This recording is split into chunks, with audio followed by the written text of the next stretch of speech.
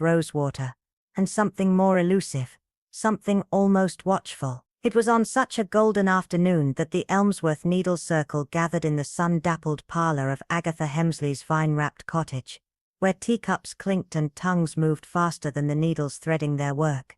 The room was a tapestry of warm cushions, polished wood, and flickers of nervous laughter stitched between every word. Seated quietly by the window, where the light caught in her silver-streaked hair, was Miss Eloine Gray, a woman of soft voice, sharp instinct, and a past as quietly folded as her shawl. Her fingers worked methodically on a piece of midnight blue silk, but her attention was not on the thread. "It never really was. Most peculiar," said Agatha, slicing the sponge cake with an unnecessary finality. "The butcher swears he saw Imogen Vale at the Belmere carriage stop just past noon. But I had marmalade from her own hand delivered at 4. Unless she's taken to teleportation."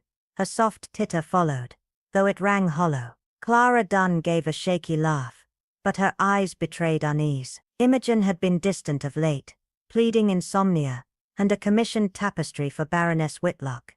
Yet no word had come from the Baroness, and her manor gates remained mysteriously locked. "She's always had a flair for drama," muttered Irene Marsh, her hands fumbling with a pattern that spiraled too tightly. Eloine paused her stitching long enough to notice the tremble in Irene's hands, the ink smudge on her wrist, and the faint scent of camphor clinging to her collar, fear masked in lavender. The conversation turned to safer grounds. Lemon curd, the vicar's misbehaving terrier, and strange midnight flickers seen in the woods near the Vale cottage. But Eloine's gaze caught something, a spool of red thread hanging off the mantel barely swaying, its edge frayed like a scream stifled too soon. "Found that yesterday," Agatha said, following Eloine's line of sight. "It was wedged into the banister, snapped clean when I pulled it. Must have come from someone's sampler. Funny the things that linger." Eloine smiled, but her voice was distant. "Threads remember what we forget. All we have to do is listen." The room hushed, not entirely, but with a taut stillness that pulsed under the surface. And then, as if summoned by something unspoken, Irene's teacup slipped from her hands and shattered, scattering porcelain like brittle truth. That evening, as dusk sank its teeth into the hedges and birdsong fell quiet beneath a rising chill, a scream tore through the still air, thin, sharp, and unmistakably human. It came from the far end of Elmsworth Lane, where Imogen Vale's cottage stood draped in ivy and silence. By the time the constable arrived, boots thudding against the dirt path, the door stood open just a crack, enough to let in the cold. Inside, Imogen lay hunched over her tapestry frame, her fingers locked around a crimson thread that wound tight through the unfinished fabric like a warning frozen mid-breath. "Heart gave out," they said. "Natural causes."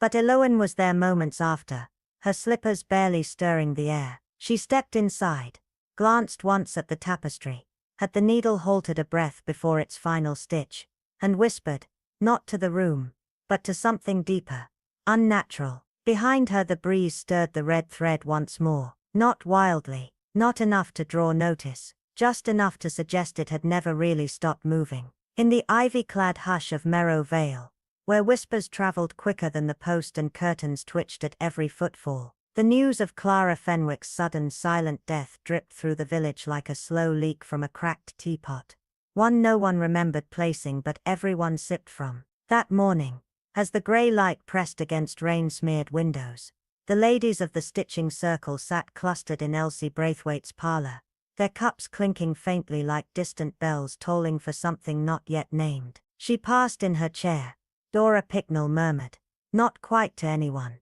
her fingers jittering over a battered pastille tin, nails flaking red like dried blood, thread wrapped tight around her wrist, eyes wide, like she saw something that wouldn't let her go. The silence that followed was not quiet.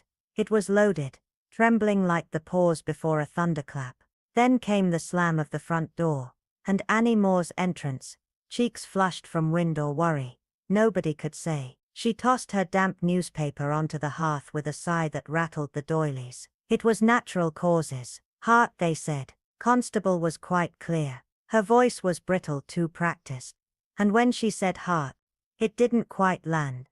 It scratched. From her place near the pantry shelf, Miss Cressida Vale, known more for her punctual jams than opinions, blinked once slowly. She had just selected a jar of elderflower preserve, but now she listened, eyes steady, catching the discord in Annie's tone, the imbalance between her sharp certainty and the soft lie stitched underneath. Dora leaned forward, her voice gaining courage from the shared hush. But Clara wasn't ill, was she? 53. Walks every morning, drinks only dandelion tea. Just last Wednesday she was shouting at Mr. Booker at the butcher's over the weight of the gooseberries. She did look flushed, Elsie offered, brushing crumbs from her apron like she was wiping away guilt. I thought it was just the heat.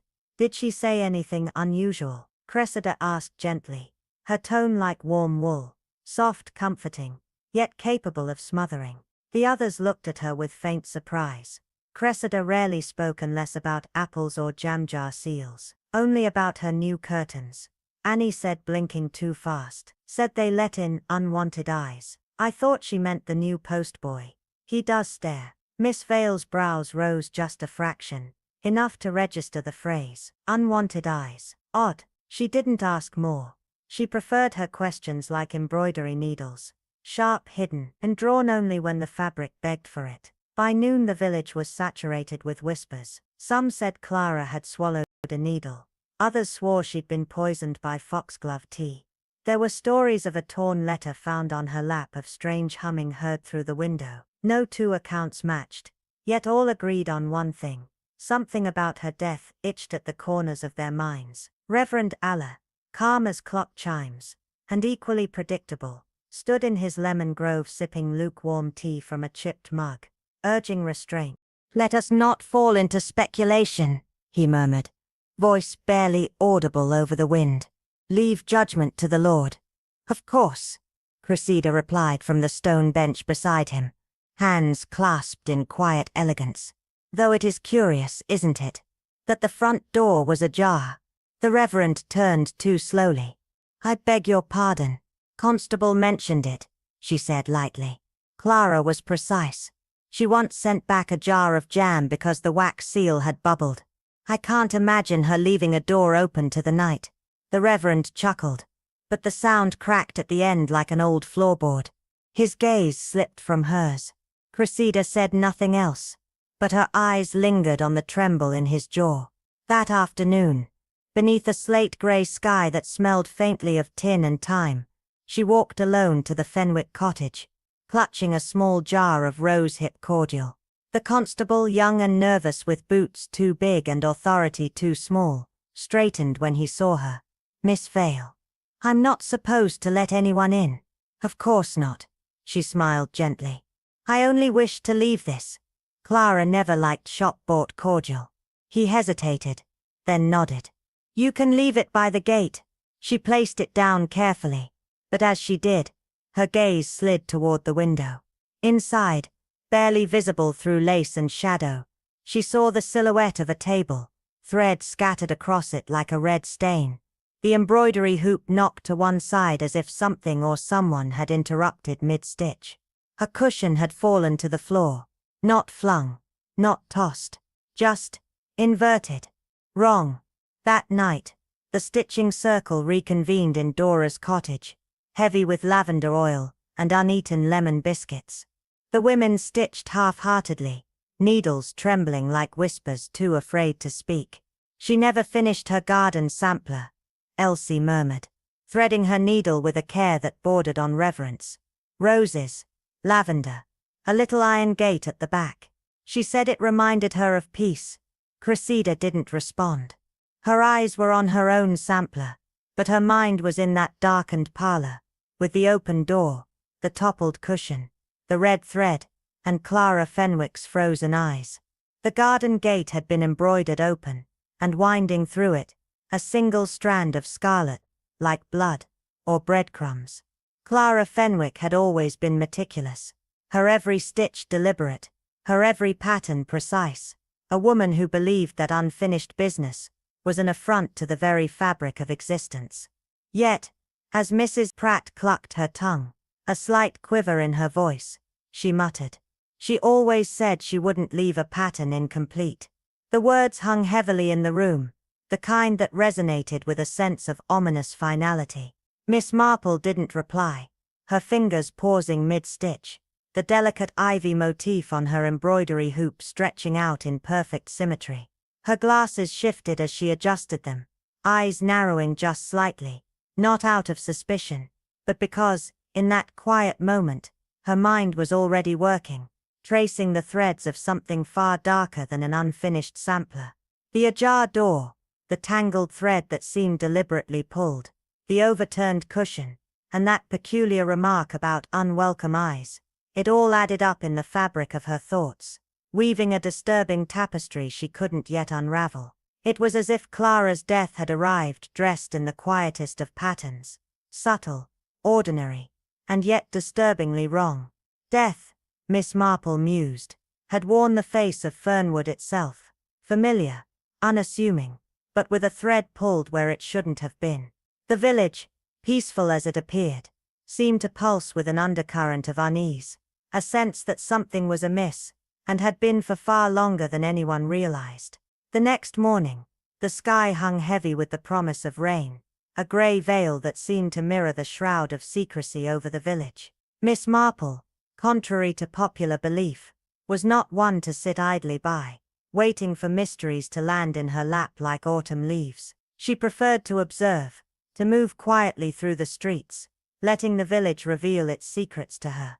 Today, her walk took her past the old shuttered Fox cottage, and down the churchyard path toward the grocer's, when she spotted Mrs. Annie Pratt standing in front of the post office, her fingers pressed tightly against her neck, eyes scanning the notice board with unusual intensity. Miss Marple stopped a few paces behind her, watching as Mrs. Pratt's face tightened, her gaze fixed on a new addition to the board. Fernwood Quilting Society's spring exhibition, postponed. When Mrs. Pratt finally noticed Miss Marple, her brittle smile was quick, but her eyes didn't match it, too guarded, too tight. "Oh, Jane didn't see you," she said, her voice wavering slightly. "Dreadful about Geraldine, isn't it?" Miss Marple returned the smile, warm yet calculated. "Quite dreadful indeed. She was meant to exhibit her Fernwood garden piece this year, wasn't she?" Mrs. Pratt's face twitched, a barely perceptible movement that spoke volumes. "I saw it once," she stammered, her hands suddenly fidgeting with her shawl. "Half done, of course. Lots of roses, little sparrows, very detailed. You know how she was always so exact." "Yes," Miss Marple nodded, her tone casual but measured. "Very particular indeed. I suppose that's why the unfinished edge surprises me. A single loose stitch, almost abrupt." Mrs. Pratt's mouth opened, then closed, as if she'd intended to say something, but the words slipped away, leaving only the faintest tremor in her hands. There was more here, Miss Marple knew, far more than Mrs. Pratt was willing to admit. Later that afternoon, in the quiet corner of Harrington's tea room, a modest establishment with pine tables and lace curtains, Miss Marple sat sipping her tea, eyes darting around the room as she listened intently to the whispered conversations around her.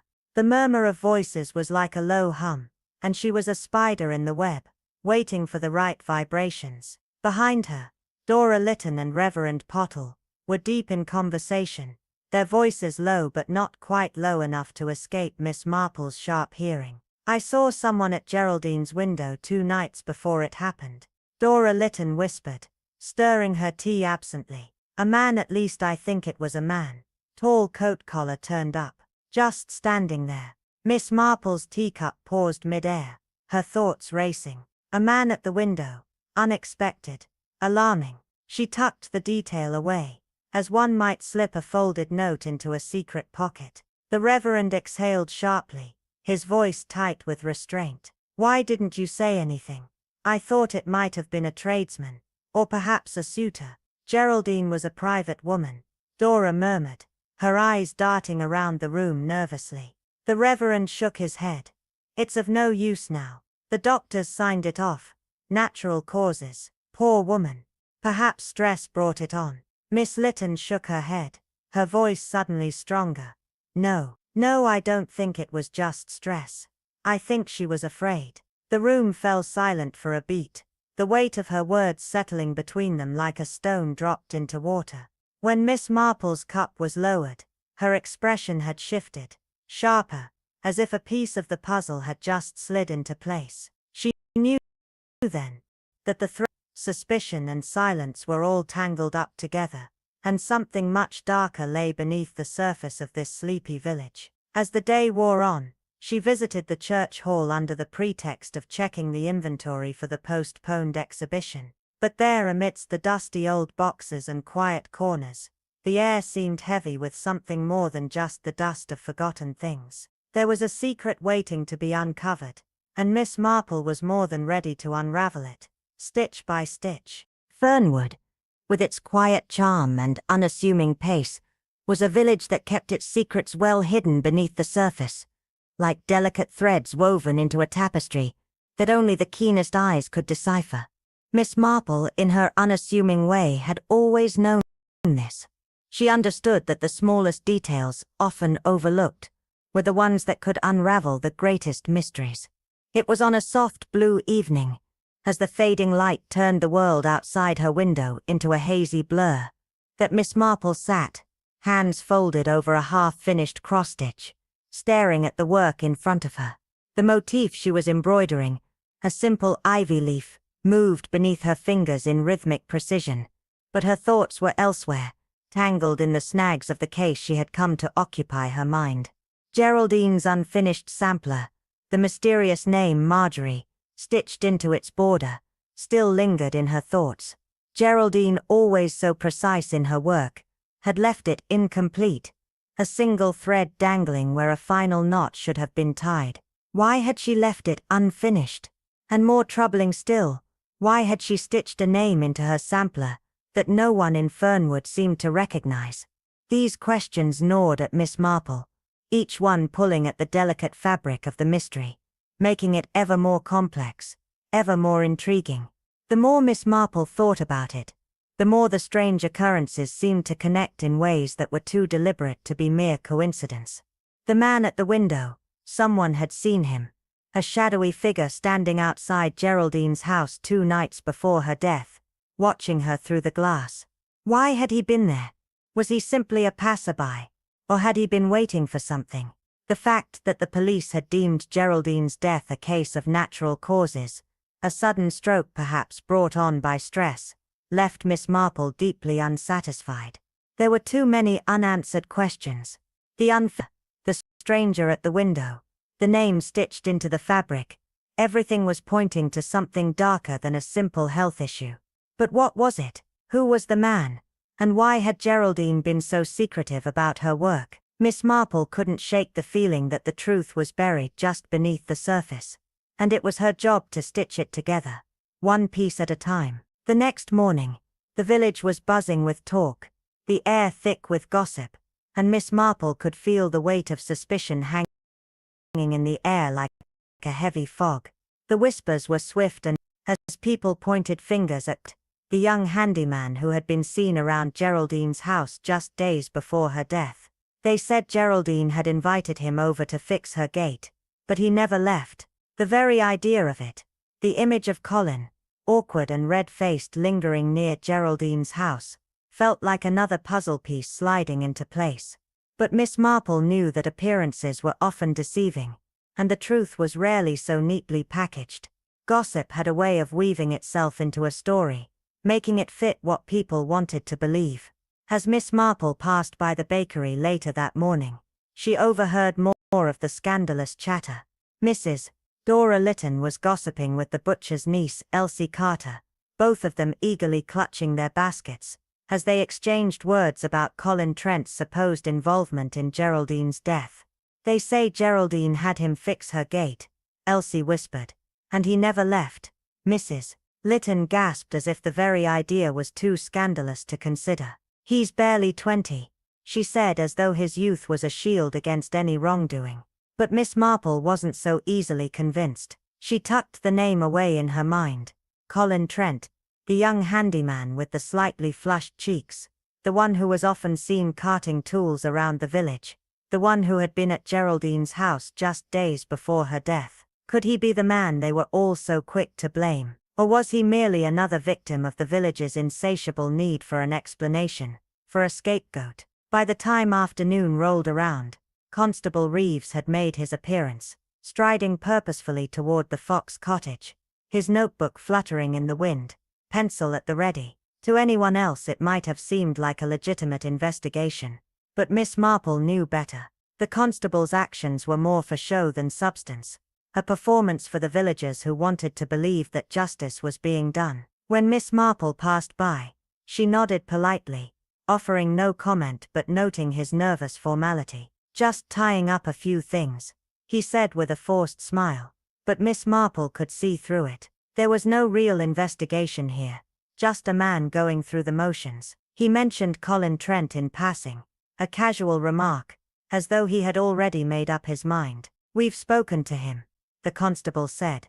"Nothing formal, just a chat." But Miss Marple knew the gate had never been fixed, the latch left undone as if it had been deliberately ignored. It was a small thing, a detail that most would have overlooked, but for Miss Marple it was another piece of the puzzle falling into place. Later that evening, as the village settled into a hush and the last of the gossip faded into the shadows, Miss Marple sat once again in her favorite chair, the cross-stitching forgotten in her hands, as her mind traced the threads of the case. The more she thought about it, the more she realized that every stitch, every conversation, every tiny detail, was leading her towards something much darker than anyone had yet suspected. There was a hidden pattern here, one that only she could see, a pattern of secrecy, of half-truths, and of a death that was anything but natural. The name Marjorie, on Geraldine's sampler, the man at the window, the incomplete work, these weren't random details. They were pieces of a story that was waiting to be revealed, thread by thread, as soon as Miss Marple could weave the final connections together. The weight of Fernwood's secrets hung heavy in the damp air, as if the village itself were holding its breath, waiting for something to break. 3 days had passed since Geraldine Fox's death had been attributed to natural causes, and yet the air felt thick with unresolved tension. The villagers, ever eager to settle on something, anything, had quickly latched onto the most convenient suspect, Colin Trent, the young handyman, whose temper had been noted as volatile. A few whispered words from Mrs. Lytton and a stray comment from the baker's wife had solidified his place in the center of the scandal. But Miss Marple knew better. She had seen this pattern before, the way suspicion could be woven with half-truths, until it became an impenetrable tapestry of guilt. As she walked through the village that afternoon, her mind was a quiet storm of thoughts, each one circling back to the same point. Geraldine had not died of a stroke, as the doctors suggested. There was something more, something darker, and Miss Marple could feel it in the very air around her. She passed Colin Trent's allotment garden, finding him there, kneeling by his turnips, his hands stained with dirt, his brow furrowed with worry. He looked up in surprise as she approached. "Miss Marple," he stammered, brushing dirt off his trousers, a hint of unease in his voice. "Didn't expect company." "I'm not company," Miss Marple replied, her tone as gentle as ever. "I'm merely walking, enjoying the fine weather." She glanced down at the cracked watering can in his hands, the patched tin sides an improvisation that spoke volumes. "I hear you had a disagreement with Geraldine," she said, watching him closely. His face tightened. "Yes," he admitted, his voice heavy with regret. "She was a difficult woman, always changing her mind, never satisfied, but I never wanted her dead. I didn't." His words trailed off, his gaze distant, and Miss Marple could see the vulnerability in his eyes. "Did she pay you for the work?" she asked, her tone soft but insistent. "No," Colin replied, shaking his head. "Said the latch wasn't to her liking, that it needed a more delicate touch. She said I didn't have the right hands for the job." Miss Marple's eyes flickered as she processed his words. "Did you return after that?" she asked. "No," he answered quickly. "I thought she'd cooled off. I never saw her again." "But did anyone else visit her, Mr. Trent?" Miss Marple pressed, her gaze steady. He hesitated, his eyes narrowing slightly. "Reverend Pottle," he said quietly. "I saw him leaving her gate just before just before she died. It was late, an odd hour. The mention of the Reverend's name sent a ripple through Miss Marple, but she kept her expression neutral. "Thank you, Mr. Trent," she said softly. "You've been most helpful." Later that evening, the flickering light from the vicarage window revealed Reverend Pottle seated beside Mrs. Beanton and Dora Lytton, all three sipping elderflower cordial, the fire casting long shadows over their faces. Miss Marple entered quietly, the sound of her footsteps muffled by the thick carpet. "Ah, Miss Marple." The Reverend greeted her, his voice tinged with wounded dignity. "What brings you here this evening?" "I was just wondering," Miss Marple said, her voice calm but sharp, "about your visit to Geraldine Fox. I hear it was a pastoral call. You visited her late in the evening, did you not?" The Reverend blinked momentarily, caught off guard. "Yes," he said slowly, his gaze shifting toward the window. "She needed counsel, spiritual guidance. She was troubled." "And did she mention the name Marjorie?" Miss Marple asked, her tone casual but pointed. "Marjorie." The Reverend's face froze for a moment before he carefully masked it with a look of polite indifference. "No," he said, his voice tight. "The name means nothing to me." But Miss Marple noticed the way his thumb pressed into the arm of the chair, the knuckle turning white as he tried to keep his composure. Outside, the darkness seemed to press in closer, as if the night itself were holding its breath. Miss Marple left them to their cordial, her mind a whirl of questions that refused to settle. Geraldine's death was no accident. Colin Trent, with his angry outbursts, was an easy suspect. But Miss Marple had seen enough to know that things were rarely as they seemed. There was another player in this game. Someone older, quieter, someone who moved through the shadows, stitching their alibi together long before the first suspicion had even been cast. As she walked home in the chill of the evening, the village around her felt unnervingly still.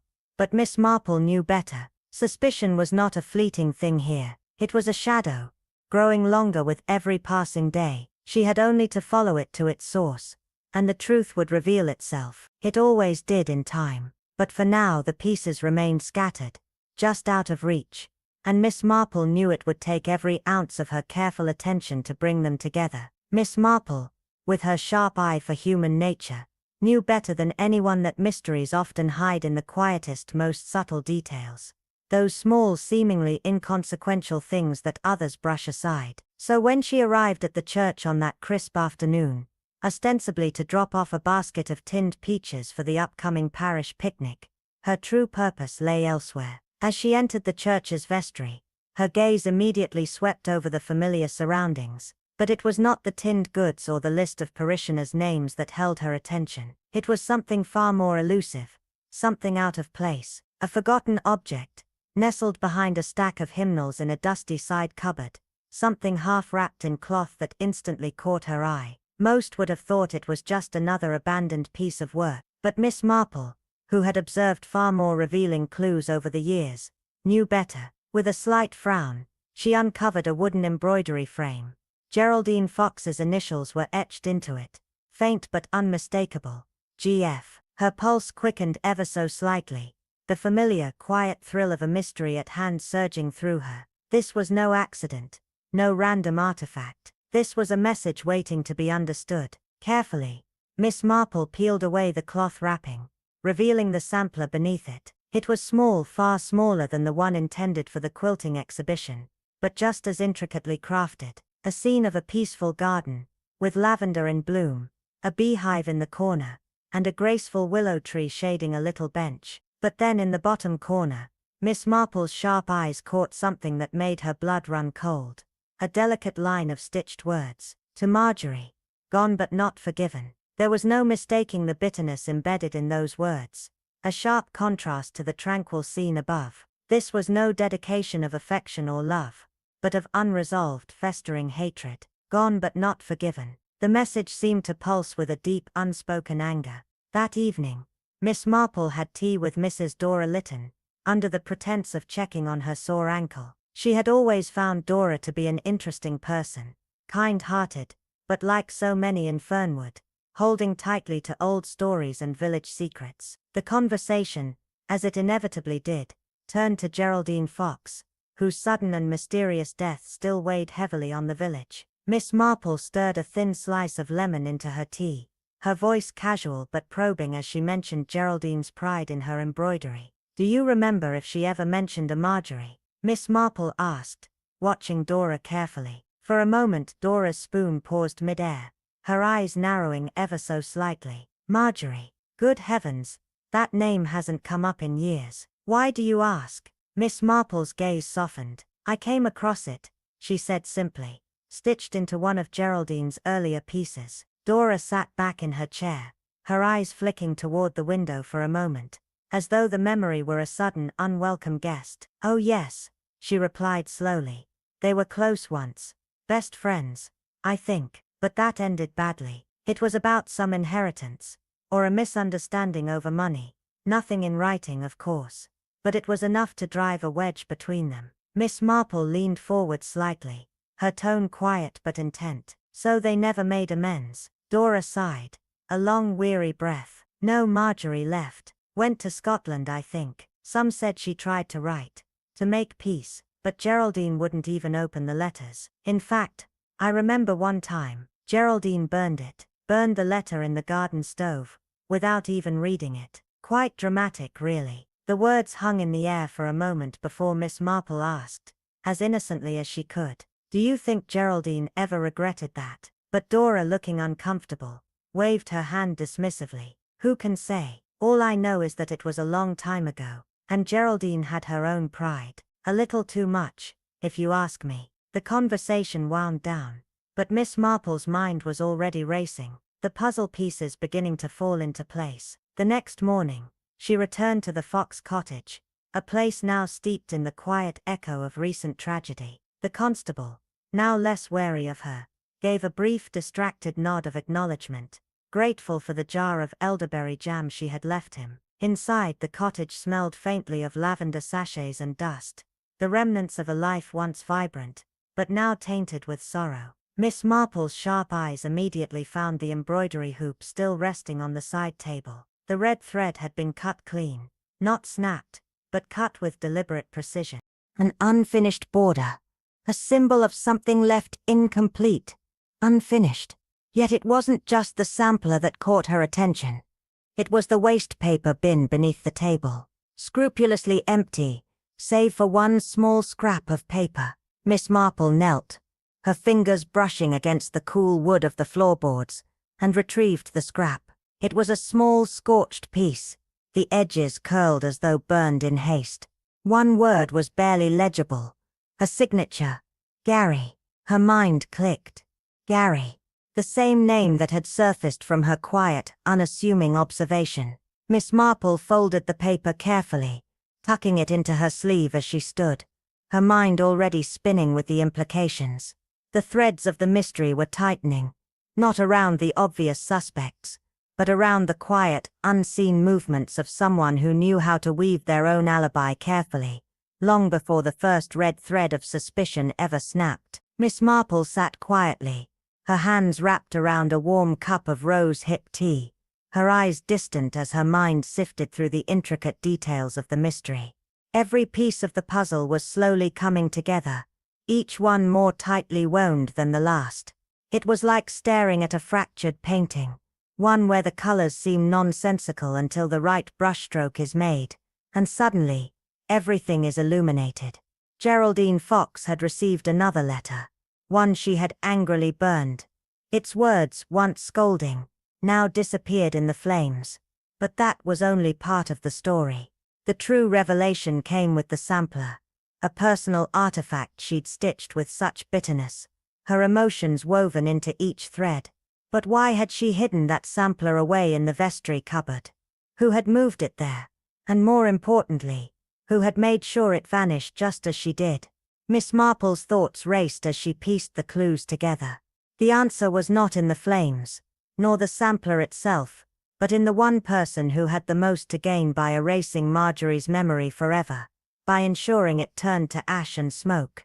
As she looked out the window, her gaze falling on the vicarage across the green, she couldn't shake the question that had been gnawing at her. Why had Reverend Pottle denied ever knowing Marjorie's name? The morning that followed, brought a steady, unyielding rain, a soft drizzle that seemed to seep into everything it touched. It wasn't just the weather that darkened Fernwood. There was a palpable tension in the air, thick and suffocating, like an impending storm. The villagers moved about, going through their routines, but there was an undercurrent of something unspoken, something lurking beneath the surface. Miss Marple, unfazed by the rain, made her way to the parish library, her umbrella shielding her from the droplets. She wasn't interested in the books today. It was the people she needed to observe, the conversations that would reveal what had been carefully hidden. Inside, Mrs. Edith Bington was fussing with the gardening almanac, its pages worn with use, while Miss Dora Lytton sat by the window, the well-thumbed copy of Persuasion in her hands. But she hadn't turned a page in what felt like hours. Such dreadful weather, Mrs. Bington muttered theatrically, her tone almost as though she were performing for an unseen audience. As if the sky knows what has happened. Miss Marple, ever composed, removed her gloves slowly, her eyes never leaving Mrs. Bington's. Rain has a way of uncovering things, loosening roots, washing over paths we thought were dry, she replied, her voice smooth, deliberate. Dora's eyes flickered up, sensing the hidden meaning in Miss Marple's words. That sounds almost deliberate, she said, her curiosity piqued. Miss Marple's lips curved into the faintest smile. Sometimes nature is deliberate. Sometimes people are too. It didn't take long for the conversation to return to Geraldine. Though this time, the tone had shifted. It was no longer casual speculation but a murmur of suspicion. I've been thinking about that sampler, Mrs. Bington said, her voice lower now, as though sharing a secret she hadn't quite intended to. You remember she was making it for the exhibition but never showed anyone. Well, she always kept to herself about it, as if she were hiding something. Dora nodded thoughtfully, her brow furrowed. I noticed she'd been acting strangely lately, jumpy. Not like herself at all. And she told someone in her garden late at night. Edith whispered to me once, just before she passed, that she thought someone had come to ask for forgiveness. Dora leaned forward, her voice dropping. She told me the same thing. But she was afraid. Afraid of what, I wonder? Miss Marple's voice was gentle, but it held a weight of understanding. Afraid? She asked softly. Edith nodded, her expression grim. She said she'd met things people don't easily forgive. And then she asked me something strange. She wanted to know if I thought people could change. Truly change. If someone could regret a grudge they'd been holding for far too long. Dora's eyes widened slightly. She asked me that too. And then she said something even stranger. It's going to end soon either way. At first I thought she meant her sampler. But now, I wonder if it was something else. Miss Marple sat back, her mind racing, each detail falling into place like an intricate dance of shadows and light. What had Geraldine been preparing for? What had she known that made her believe the past was coming for her, demanding its reckoning? By the time afternoon arrived, Miss Marple paid a visit to the church. She was met by the sight of Reverend Pottle, seated at his desk, his hands folded in silent prayer, eyes heavy with fatigue. The pile of unsorted hymnals beside him was a clear sign of a mind distracted, overwhelmed perhaps by something far beyond mere paperwork. When he looked and saw her, Miss Marple, he greeted, his tone sharp. Come to offer more thoughts on embroidery perhaps. Miss Marple allowed a small knowing smile to curl at the corner of her lips. Actually, I came to ask about your vestry cupboard, she said, her voice calm but probing. Do you monitor who places items there? The change in the Reverend's expression was immediate. His guarded response told her everything she needed to know. There was something he was hiding, something he didn't want her to uncover. It's not locked, he said, his voice careful, but the key is kept behind the pulpit. Why do you ask? Miss Marple's gaze remained steady, her mind already threading together the clues she had gathered. There was something in the way he had reacted, something in the way he had skirted the question. The key to the mystery, she now realized, lay within the very walls of the church. and it was only a matter of time before the truth came to light. Miss Marple sat in the quiet of her sitting room, the delicate evening light barely filtering through the half-drawn curtains, casting long shadows across the room. The letter, now safely tucked beneath her shawl, weighed heavily in her hands.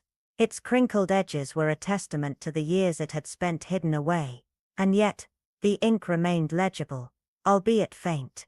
The words, simple at first glance, were charged with an undeniable sense of urgency, as if each sentence carried the weight of years of untold secrets. Geraldine, if you've read this, I thank you. The sentence lingered in her thoughts, echoing through the room. It was a message of regret, a quiet admission of something lost between the lines, but it carried more than just sorrow. It carried the kind of truth that one would bury deep, refusing to acknowledge, yet unable to forget. Why had Colin, the reclusive, almost invisible man of Fernwood, gone to such great lengths to preserve this letter, to hide it in the most unlikely of places? And why had he kept it from the authorities, from Miss Marple herself, who had been quietly following the threads of this tangled mystery? As soon as she had discovered the small envelope wrapped in oilskin, buried beneath the damp soil of Colin's garden, something deep within her had shifted. There was too much deliberation, too much care in how it had been concealed. Colin had taken extreme measures to ensure it remained hidden. Was it to protect someone, or to protect the truth itself? Her mind flickered to Reverend Pottle, who had collapsed the morning after their brief conversation. His pallor had not been just a result of exhaustion, as the doctor claimed. No, it was something deeper, a weight that had settled heavily on his heart. The Reverend's strained words, his refusal to acknowledge the name Marjorie, only deepened her suspicion. The village doctor had diagnosed it as a stress-induced episode, likely from the grief of Geraldine's sudden death, and the shock of Colin's disappearance. But Miss Marple could feel it. This was more than just exhaustion. Pottle was hiding something, something that tied him to the past, something that linked him to the lost years of the village's darkest secrets. Miss Marple's thoughts turned back to the letter. The quiet, almost desperate tone of Marjorie's words haunted her. It wasn't a threat, it was a plea. If you ever find it in your heart to write back, I will wait. The plea was simple, yet it spoke volumes. Two women, both carrying the weight of their pasts, both trapped by their shared history. A history Miss Marple now knew was riddled with betrayal, guilt, and regret. Geraldine's softening, her willingness to forgive after all those years of silence, had terrified someone. But who? And why had they gone to such lengths to bury the truth, to prevent it from resurfacing? As Miss Marple stood in the dim light of her sitting room, the letter folded carefully in her pocket, she felt the threads of the mystery tightening around her. Colin had vanished, as if swallowed by the earth itself, and yet the remnants of his actions were scattered in his wake. He had been the last to see Reverend Pottle, and perhaps the last to know the full extent of the tangled past that connected them all. Mrs. Bington's gossip about the Reverend's condition, her insinuations about his guilt, only added fuel to the fire of Miss Marple's suspicions. "He's guilty, mark my words," Mrs. Bington had said. But Miss Marple didn't believe it was that simple. No, the Reverend's guilt was much deeper than the gossip that swirled around him. The truth was tied to the past, a past that had long been forgotten by everyone but a select few. Why had Colin hidden the letter, and not shared it with anyone? What was it that had made him so desperate to keep it from the world? And why had he chosen to bury it in his garden, a place where the earth could keep it safe, where no one would think to look? The village buzzed with unease, with whispers of guilt and suspicion. The missing Colin, the dying Reverend, the mysteries surrounding Geraldine's death, they were all interconnected. The small, unassuming village of Fernwood, which had once felt so peaceful, was now a place where secrets could no longer remain hidden. As Miss Marple stood up and moved toward the door, her mind was sharp, focused on the task at hand. She knew the threads were beginning to unravel. She had already pulled one, and now the rest would follow. Someone had gone to great lengths to bury the truth, to keep the past from surfacing. But Miss Marple knew better. In Fernwood, The past had a way of coming back to life when it was least expected. Each thread, each piece of the puzzle, would eventually be revealed. And when it was, the truth would be more dangerous than anyone could have anticipated. Fox Cottage stood eerily silent, its windows dark and unmoving beneath the shadow of evening. For weeks it had remained uninhabited, save for the constable's rare visits. But now something felt different, as if the house itself was hiding a secret, one it could no longer keep.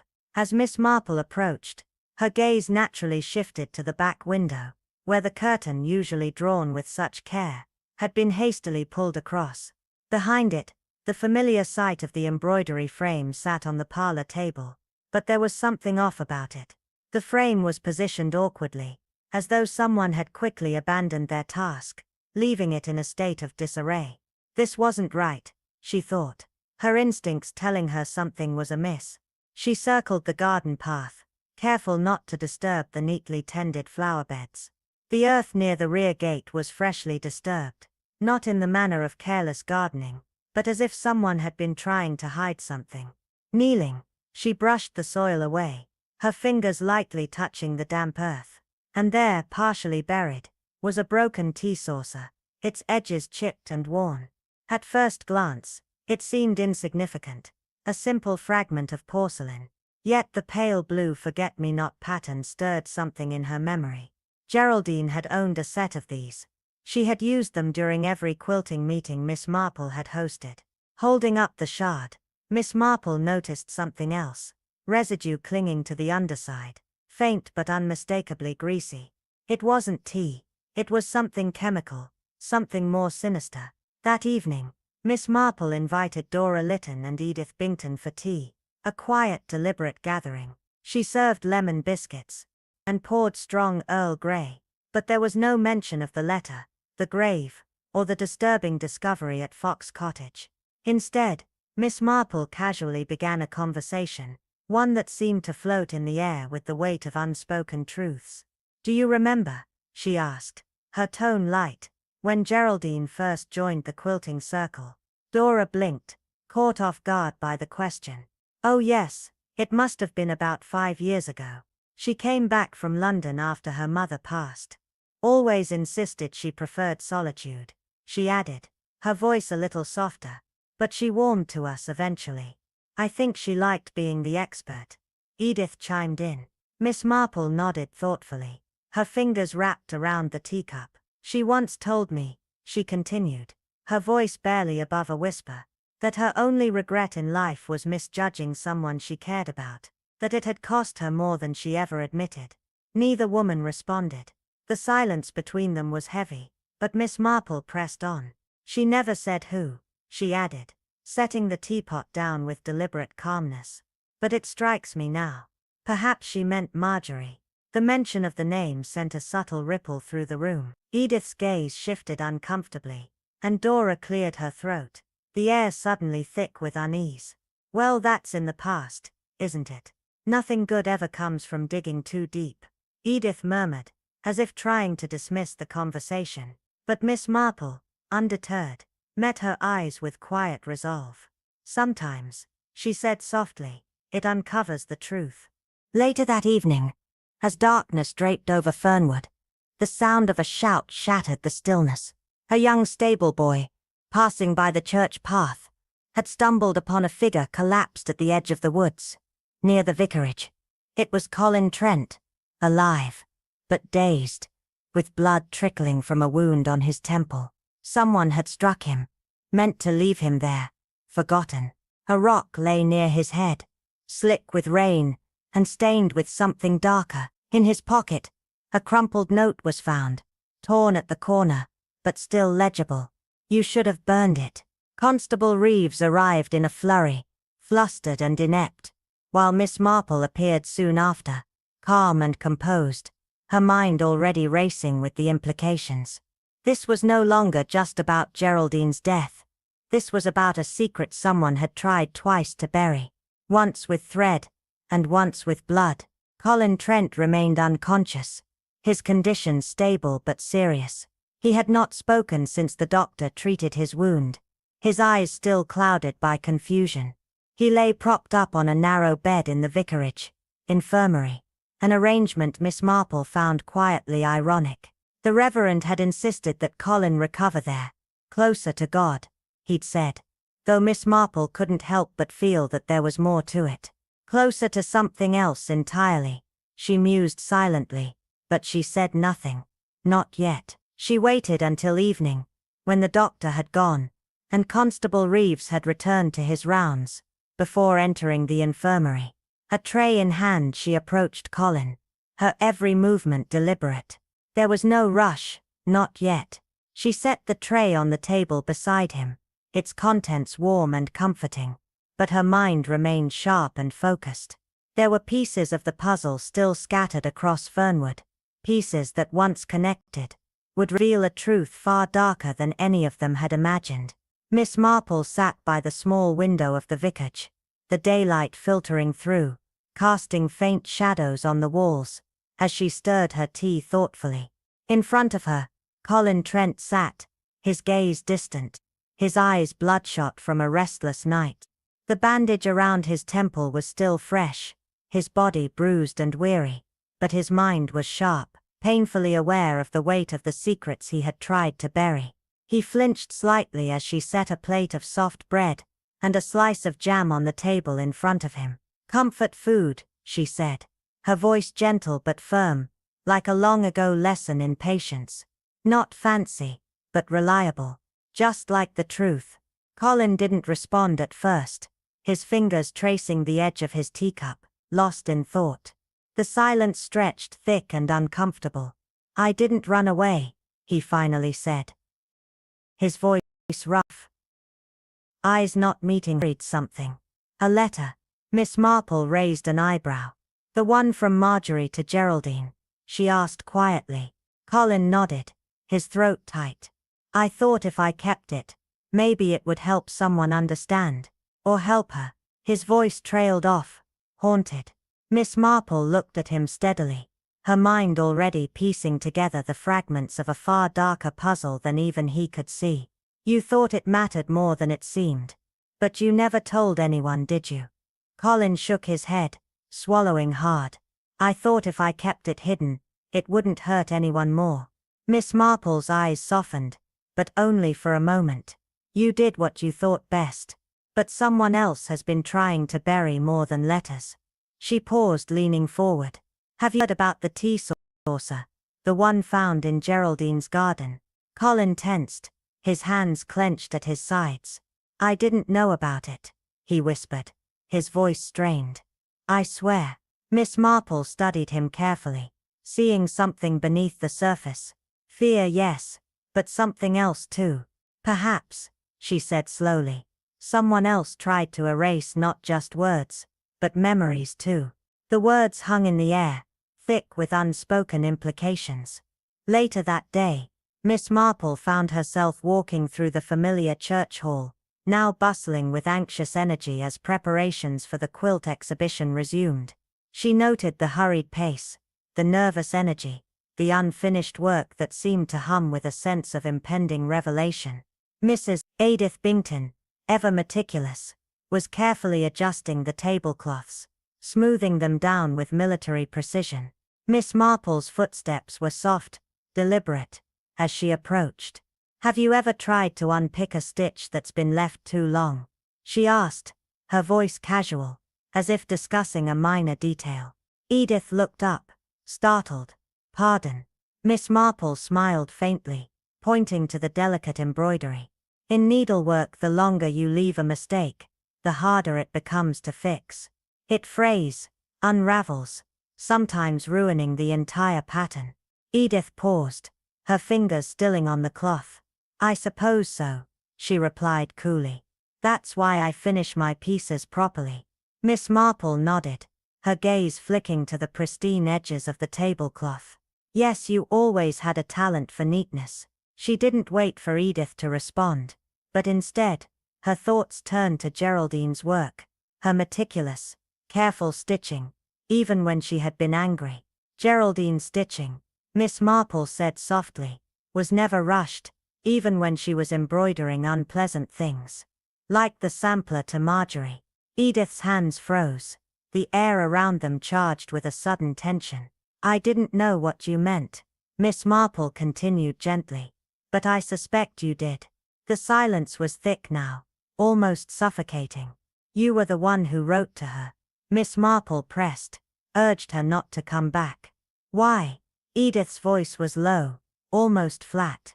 She was going to ruin everything. There was an edge to her words, a bitterness that twisted the air between them. She'd started writing again.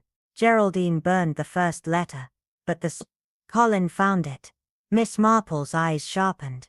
You struck him, she said softly, her voice even. I thought he'd go to the papers. Or worse, show the sampler, Edith said, her voice a mixture of regret and cold calculation. And Geraldine? Miss Marple asked. What did she plan to do? Edith's eyes flared with contempt. She said she was considering reconciliation. Can you imagine? The words hung in the air, filled with raw unspoken history. After all those years, that woman could just walk back in.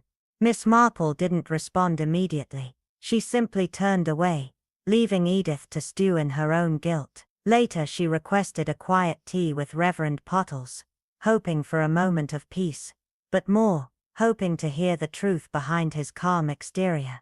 I was hoping, she said pleasantly, you might help me recreate something. He blinked a little confused.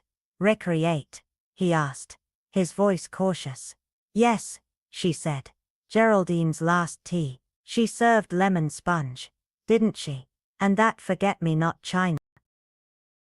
The Reverend's face stiffened, his eyes narrowing. She made it herself, he said, slow. It was a set from her mother. She never used it for guests, only for special occasions. Miss Marple smiled, but the smile didn't reach her eyes. Ah, she said. But someone broke a saucer, Reverend. Someone who wasn't meant to be there. The Reverend froze, face paling as the realization of Miss Marple's words began to sink in. The pieces were coming together now, and the mystery was deeper than any of them had imagined. Geraldine's death was no longer just a tragedy. It was the key to a secret someone had desperately tried to bury.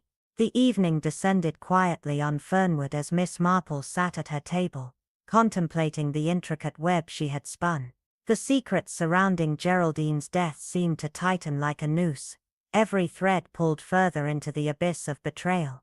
The room hummed with tension, the scent of tea filling the air, but it was the silence that weighed heavily on those gathered. Mrs. Bington, with her impeccable attention to detail, had arrived, but it was her own stifled unease that betrayed the truth. She wasn't just here for tea. She was here to keep a lid on what had been buried beneath the polite veneer of Fernwood society.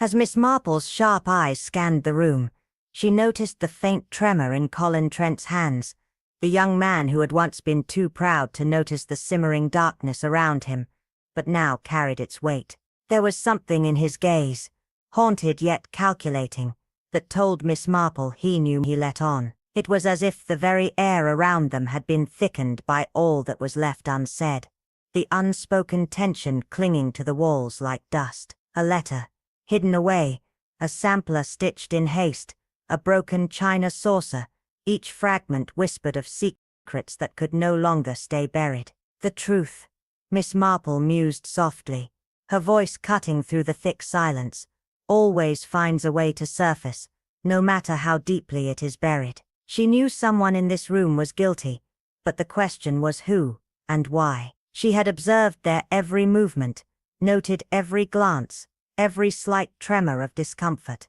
The invitation had been simple enough, yet its purpose had been far more intricate. This wasn't just tea.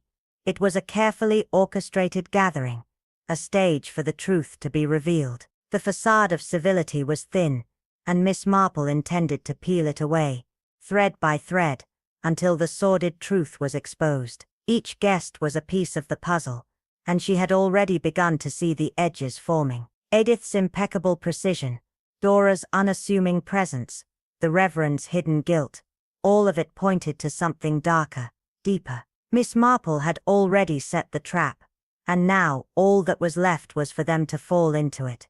The door creaked open once more, and there stood Annie Pratt, as unpredictable as ever, clutching her rhubarb tart, and a knowing smile. She wasn't invited, but she didn't need permission. She was part of Fernwood's undercurrent, the whisper that would carry the truth to places it couldn't be ignored. As she placed her tart on the table with exaggerated care, Miss Marple's eyes narrowed. Not everyone in this room would leave with their secrets intact. The clock ticked on, its rhythmic sound echoing the steady unraveling of a carefully spun lie. And when the truth finally surfaced, it would be as sharp and unforgiving as the needle that had stitched Geraldine's final unfinished sampler. Miss Marple rose slowly, her eyes sweeping across the room with a quiet, piercing intensity that unsettled the very air. "Colin was attacked, not killed," she began, her voice calm yet filled with an undercurrent of certainty that made everyone stiffen.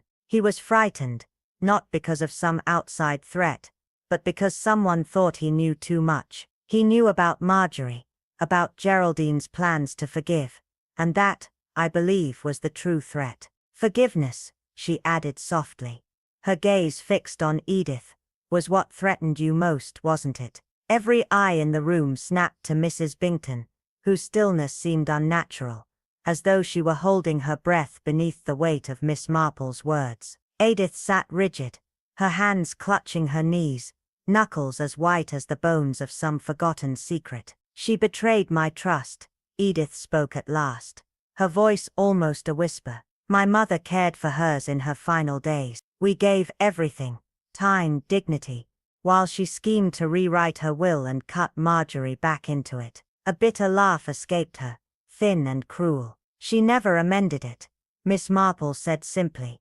Edith's eyes flashed, fury rising. "No, but she planned to," she hissed, leaning forward. "Geraldine knew, and she let it happen, all the while playing the martyr.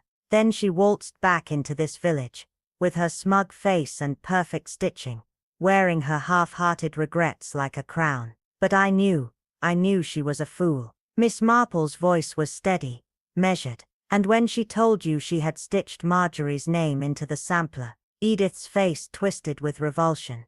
"I begged her to reconsider," she spat. "I told her she was a fool. She wouldn't listen. She said she was tired of holding grudges." Miss Marple nodded slowly. "And that's when you decided to act, didn't you? When you slipped something into her tea." A long pause followed. Edith's gaze dropped to the floor, her silence speaking volumes. "It wasn't poison. Not really. Just enough to still her heart," she admitted softly. "She was always delicate. The doctor said it wouldn't take much." The room seemed to hold its breath as the pieces of the puzzle clicked into place. "And then you broke the saucer in your panic. The forget-me-not china," Miss Marple continued. "You tidied it all away, left the door ajar, and moved the sampler to the church. You thought it would be forgotten there, but it wasn't, was it?" Edith murmured. "I just wanted it gone. That name, that stitch, that forgiveness." Reverend Pottle, sitting quietly, his eyes closed, seemed to withdraw deeper into himself. Miss Marple poured the final cup of tea, her hands steady, unfazed by the revelations. "We cannot erase what has been done, Edith, but we can acknowledge it." Her voice was gentle now, but there was an unspoken finality in her words. Geraldine tried. In the end she reached for grace. Colin stirred in his seat, but did not speak. His silence said all that needed to be said. Edith's gaze lingered for a moment longer, but no more words came from her lips. The weight of the truth hung in the air, suffocating. An hour later, Constable Reeves arrived, his presence breaking the stillness that had settled over the room. Edith did not protest. She left quietly, her eyes hollow, her silence louder than any words could ever be. As the evening drew on, Miss Marple stood by her window, the sun dipping low behind the hedge. Fernwood would soon return to its peaceful, deceptively quiet rhythm, but the threads that had been torn would never mend completely. Some patterns were too altered to fix, and some forgiveness came too late to undo the damage that pride had inflicted. The next morning, the village woke to a strange hush, the kind that only Fernwood knew how to breed. Word of Edith's confession hadn't yet spread officially, but Fernwood always knew before the rest of the world did. At the vicarage, his voice was thick with the residue of guilt as he recited the morning prayers. At the grocer's, Dora Lytton lingered near the jam shelves, eyes downcast, waiting for a prompt to speak. The usual morning chatter at the tea shop had faded into nervous glances, the clink of teaspoons, the only sound breaking the silence. And yet, in her cottage, Miss Marple remained unchanged. The embroidery in her lap was unfinished, but she had something else to complete now, something far more intricate than threads and fabric. Constable Reeves had asked her to recount the details for the record. He was clearly troubled by how he had missed the obvious, how a simple red thread had led him astray. But Miss Marple, ever the patient observer, began counting, not with Geraldine's death, the subtle unraveling of all the secrets Fernwood had buried beneath its surface. Miss Marple stood by the window, her sharp eyes watching the village slowly return to its routine. But beneath the surface, things were far from settled. The air was thick with unspoken words and unseen tensions, much like the tangled threads of a quilt waiting to be untangled. The story had started long before the poison, long before the quiet deceit of a sampler stitched with more than just thread. It began with a choice that would set everything into motion. Geraldine had wanted to mend what had been broken. She had decided to forgive, to heal a wound that had festered for years between her and Marjorie. The sampler, innocuous to most, was her attempt to make peace, her name entwined in the delicate stitches, a symbol of reconciliation. But Geraldine had been too naive, too hopeful. She did not understand the depth of Edith's bitterness, the weight of old wounds that never healed, and the fury they could provoke. Edith could not bear the thought of Geraldine turning the page, of letting the past be buried, and so she did what anyone desperate to hold on to their pride would do. She silenced it, quietly and carefully. It wasn't poison, not the kind you could taste or see, but it was enough to still a heart already fragile from years of regret. Geraldine had slumped over, her body a final surrender to the strain of her own attempt at forgiveness. In her haste, Edith broke the saucer, the sound sharp and echoing in the silence of that fateful night. She hid the sampler, as if that simple act could erase the truth it carried, and left the door ajar, hoping the world would never know. But the world always knows, in its own way. Colin, with his quiet curiosity, had found the letter, the unopened letter from Marjorie. He didn't know its significance, but he felt its weight, and when Edith realized he had it, she couldn't bear it. The truth was slipping from her fingers, and she would do anything to keep it from coming to light. She followed him, a threat in her eyes, a warning in her grip. Fear had made her reckless, and the strike meant to intimidate had gone too far. She had silenced him too, though it wasn't death she had sought, only silence. But silence has a way of amplifying everything, of making small actions echo in ways you never expected. The Reverend, lost in his own cowardice, had found the sampler, the red thread, and instead of confronting the mess, he had hidden it, as if that could undo the damage. He knew more than he let on, but not enough to piece together the full puzzle. The red thread, that single bold line among the soft lavender and green, was the last clue, the one Miss Marple had seen from the start, a warning in plain sight. It didn't belong, just as the truth had never belonged to those who tried to bury it. Justice wasn't about courtroom victories, or loud declarations. It was quiet, like a stitch worked into fabric, unnoticeable to most, but ever present. Edith's confession would come, but not with the drama of a trial, or the finality of a verdict. She would be taken away quietly, her health failing, her mind unraveling as quickly as the secret she tried to hold together. And so the sampler, the symbol of all the lies and regret, would never be shown to the world. It would be locked away, its truth buried deep, just as the village moved on, oblivious to the undercurrents still running beneath the surface. But Miss Marple, with her ever-watchful eyes, knew. She saw the quiet tragedy that had unfolded, the small, steady hope of new beginnings, stitched quietly into the fabric of their lives. She returned to her needle, choosing green this time, a color for new growth,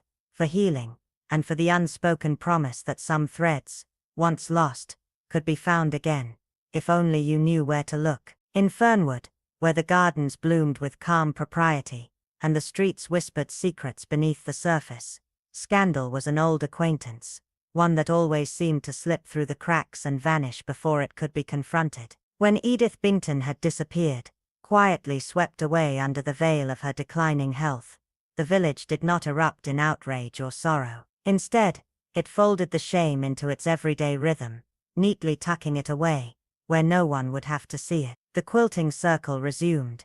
As always, a new raffle announced and Dora Lytton subtly taking the reins of the exhibition committee, though no one dared to mention Edith's absence directly. The sermon that Sunday was one of abstract reflections, a meditative discourse on sin, on forgiveness, and on the delicate, irreparable nature of broken things. Miss Marple sat in her usual pew, her hands folded, listening not just to the Reverend's well-chosen words, but to the hushed murmurs of the congregation, the glances exchanged behind gloved hands, the tension simmering just beneath the polite facade.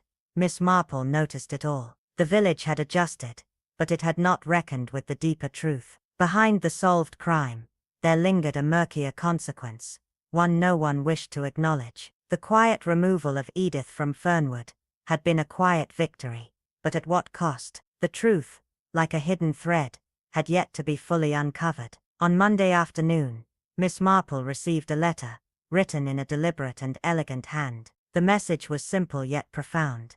Geraldine had written a letter to Marjorie the morning before she died. She forgave her. The word in the air like the faint haunting. Miss Marple's breath caught in her throat as she folded the letter slowly, the weight of its meaning settling in her chest. She rose, her steps measured, and made her way to the postman's cottage. Clive, the freckled man with a tendency to mumble, confirmed her worst fears. He had seen Geraldine drop a letter into the blue post box near the allotments, but the box had been out of service the next day. Rain had ruined the contents. The letter, the key to understanding everything, had likely been destroyed, lost to time and weather. Miss Marple thanked him, and walked away, a quiet determination in her steps. That evening, as she passed the old Fox cottage, now abandoned and forgotten, a single red thread caught her eye, fluttering from a thorn bush like a ghost from the past. Her fingers brushed it gently,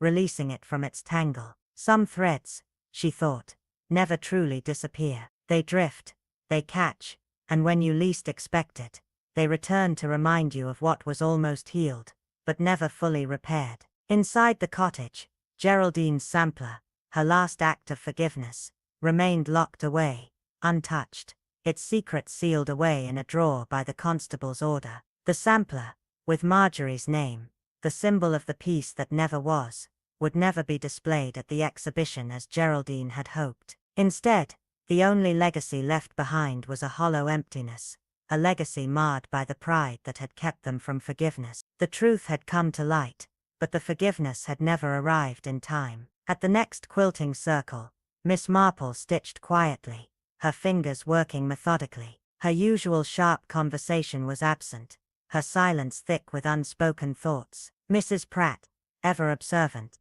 remarked on it. "You're quiet today, Jane. That's rare." Miss Marple's faint smile was more somber than usual. "Sometimes, the fabric speaks for itself," she said softly, her voice trailing off. She knew, better than anyone, that some threads couldn't be unpicked, some wounds couldn't be healed. The tapestry of Fernwood, like the sampler, was unfinished. It would remain so, a quiet reminder of what could have been but never was. But before the women could turn their attention elsewhere, Miss Marple noticed the fleeting, thoughtful glance exchanged between them, an unspoken acknowledgement of the cost they all bore, though none would dare speak it aloud. That evening, as twilight deepened, and the shadows grew long, Miss Marple sat by the hearth, the warmth of the fire casting flickering light across her features. In her lap rested the sampler from her own unfinished project, the green ivy border now completed, its edges curling as if time itself had gently embraced it. She added one final name to it, small and almost hidden in the corner, Marjorie. No pattern called for this addition, No need for it was ever mentioned aloud. But some things, Miss Marple believed, were meant to be remembered, even if the rest of the world chose to forget. A week passed, then two, and the summer clung to the land with a stubborn, oppressive warmth that refused to acknowledge the sorrow that lingered just beneath the surface. The bees returned to the gardens, their steady hum filling the air, and the children, eager with anticipation, began preparations for the harvest fete. At the old Fox cottage, now shuttered and abandoned, a real estate placard appeared, hammered into the ground with an air of apologetic finality. Fernwood, it seemed, was healing, or at least returning to its usual quiet rhythm, though it bore the scars of what had been. Miss Marple, in her quiet way, had tidied away her notes, each piece of evidence carefully tucked into a drawer. The sampler from her own project, with its ivy border and the stitched name of Marjorie, was pressed, framed and donated to the church bazaar in Geraldine's name. Few commented on the small discreet name, stitched into the lower corner. Those who noticed it said nothing. One grey morning, a parcel arrived at Miss Marple's door, modestly wrapped in brown paper, with no return address. Inside she found a folded sampler, but not Geraldine's. This one was simpler, less precise, yet somehow familiar. Lavender thread, narrow stitches, so like Geraldine's. But something was different. In the corner, where a violet might have been, was instead a delicate, pressed flower, fragile as ash. Miss Marple held it for a long time, her fingers tracing the threads, before setting it beside her teacup, and gazing out the window. So Marjorie had received something after all. Whether it had been the original letter, or merely the truth, she could not say. But someone, somewhere, had mourned, not loudly, not with grand gestures, but quietly and honestly. At the next parish gathering, Reverend Pottle gave a brief address, his voice carrying through the church with a weight that seemed to fill the room. Forgiveness, he said, is often imagined as a singular moment, a grand gesture, but in truth it arrives quietly, often late, and never without the presence of grief. Miss Marple, seated near the back beneath the church's high lancet windows, closed her eyes for a moment. A quiet hush settled through the nave, not quite agreement, but understanding, an unspoken consensus that lingered in the air. In the final days of August, Constable Reeves paid Miss Marple a visit, though this time he came not with questions, but with a signed statement from Edith Beanton, carefully filed through the proper channels. The statement confirmed everything, though it seemed too late. I did not mean to kill her, only to stop her. The past should have stayed buried. I see now that it never was. I see now what it cost. Miss Marple read the statement once, then set it down beside her teacup, the weight of its words sinking in. Reeves fidgeted with his cap, a touch of unease in his posture, as if waiting for a response that would never come. We all believed the clue thread. But Miss Marple, soft but carrying a weight of quiet understanding, corrected him. It wasn't the red thread, she said, her eyes distant yet sharp. It meant something had changed, something subtle, a warning stitch perhaps, a mark of intention. Her gaze flickered to the detective's puzzled expression. Sometimes the truth doesn't appear where the needle ends, but where it breaks the pattern. Reeves blinked, taken aback, struggling to fully grasp her meaning, but he nodded, a slow understanding dawning. He was a good man. He would come to understand eventually. That evening, the Fernwood quilting exhibition opened in the modest church hall, its air filled with the scent of flowers and fresh-cut wood. The displays were simple, floral motifs, family crests, geometric borders, each piece lit by gentle lights and admired quietly by the villagers. But there was one piece that stood apart. In the center of the room, slightly off-center, stood a small embroidered square, framed in plain wood, stark against the more elaborate pieces surrounding it. No label, no signature. 2 chairs beneath a willow tree, one empty, the other draped with a lavender scarf, folded neatly over the arm. It was clear to all who saw it who it was for, yet no one spoke of it, and no one dared move it. As the last guests trickled out, and the lanterns dimmed, casting long shadows across the floor, Miss Marple lingered, her gaze fixed on the display. The hall, now empty, was filled with a hushed silence, the only sound the faint creak of the floorboards beneath her feet. She reached forward with the gentleness of someone who had seen too much but never enough, adjusting the frame ever so slightly, as though realigning something hidden just out of sight. Stepping back, she surveyed the display one last time, a soft sigh escaping her lips. Without a word, she turned, and as quietly as the night itself, gathered her coat. The door clicked shut behind her, and she stepped into the cool Fernwood night, the village holding its breath as if the air itself had paused to listen. In the distance, the faintest whisper of wind stirred the grass, a quiet, deliberate pull across the meadow, unbroken, like the final thread in a tapestry, too complex to understand, but impossible. It was the kind of secret that Fernwood had buried in its soil long ago, too quiet, too dangerous to ever resurface. But when a single red thread was found caught on the edge of an old garden fence, the truth began to unravel, and nothing in the village would ever be the same again. Secrets have a way of returning when least expected, and this one had been waiting patiently, just beyond the reach of the eyes that had ignored it. The question was, who would be brave enough to see it through to the end? The village of Elmsworth carried the sort of enchantment that painters long to immortalize.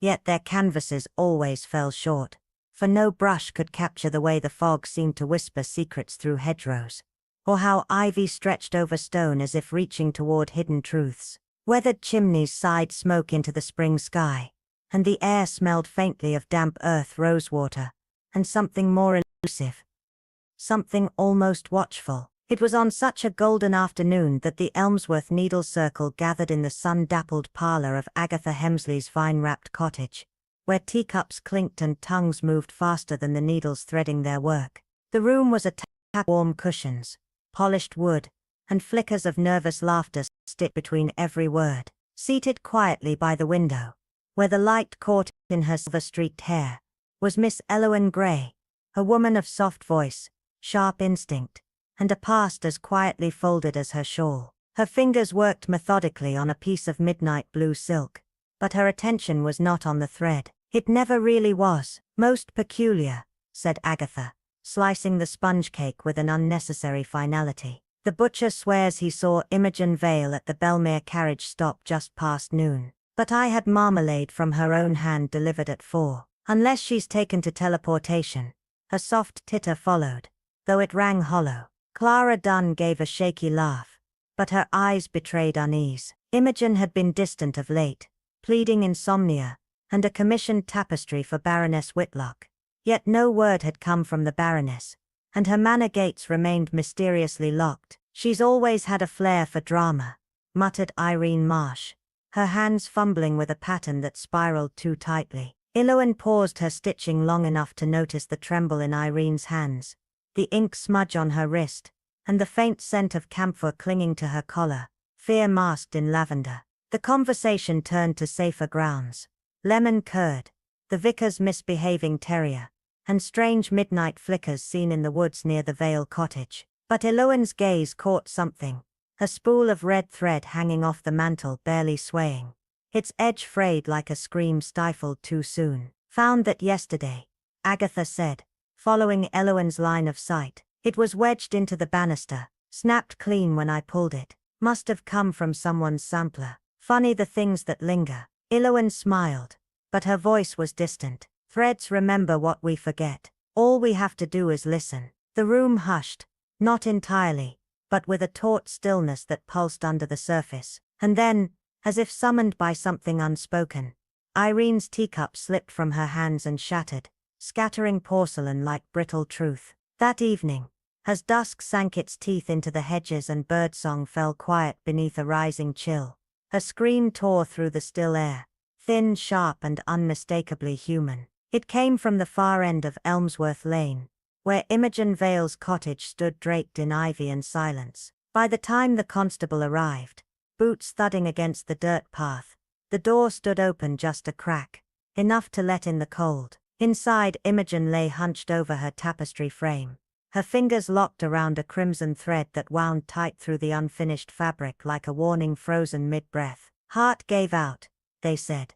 Natural causes. But Eloin was there moments after, her slippers barely stirring the air. She stepped inside, glanced once at the tapestry, at the needle halted a breath before its final stitch, and whispered, not to the room, but to something deeper, unnatural. Behind her the breeze stirred the red thread once more, not wildly, not enough to draw notice, just enough to suggest it had never really stopped moving. In the ivy-clad hush of Merrow Vale, where whispers travelled quicker than the post and curtains twitched at every footfall, the news of Clara Fenwick's sudden silent death dripped through the village like a slow leak from a cracked teapot.